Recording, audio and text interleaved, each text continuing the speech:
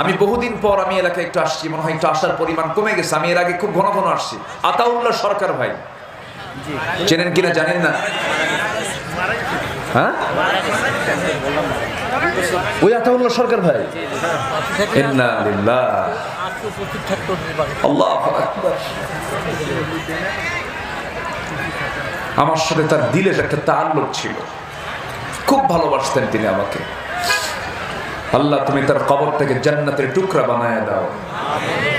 কেউ থাকে না ভাই, সবাই তো একদিন চলেই যাবে। আল্লাহ তুমি তার পরিবারকে তোমার রহমতের চাদর আবৃত রাখো। জোরে বলি আল্লাহুম্মা আমিন। অত্যন্ত বিনয়ী মানুষ ছিলেন, আমাকে ভালোবাসতেন তিনি। তিনি খুব পছন্দ করতেন আমাকে। সম্মানিত ভাইয়েরা,